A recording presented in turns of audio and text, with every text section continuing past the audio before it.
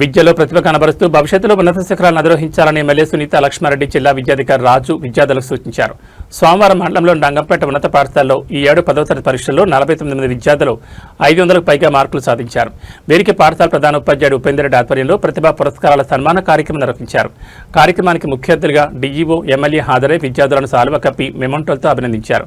పాఠశాలకు చెందిన విద్యార్థులు భవ్యశ్రీ రచించిన ఒక కళ కోసం కొమ్మరి అక్షయ్ రచించిన సారే సాక్షిగా, పాఠశాల పీడి శ్రీధర్ రెడ్డి రచించిన పురాణ కథామృతం పుస్తకాలను ఆవిష్కరించారు.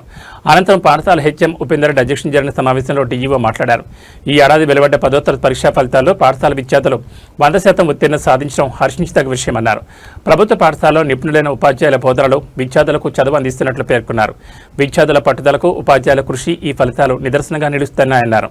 ఎమ్మెల్యే సునీత లక్ష్మారెడ్డి మాట్లాడుతూ పాఠశాలలో బాల కవులను తీర్చిదిద్దడంతో ఉపాధ్యాయుల కృషి అభినందనీయమన్నారు.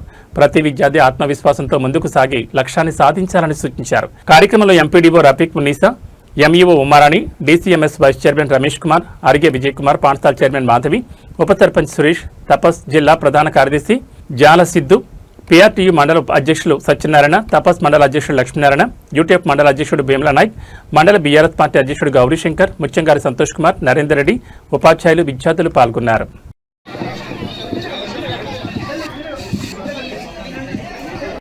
కవితలు రాస్తుంది కుమ్మరి అక్షయ. మరి ఈరోజు పైతర తొలి కవయిత్రిగా అవతరించడం అనేది చాలా గొప్ప విషయం. 500 సంవత్సరాల క్రితం కొల్చారంకి పేరు తీసుకొచ్చిన మల్లినాథ సూరి గారి ఒక వారసురాలు అనుకోవచ్చు, కవయిత్రి వల్ల వారసురాలు అనుకోవచ్చు.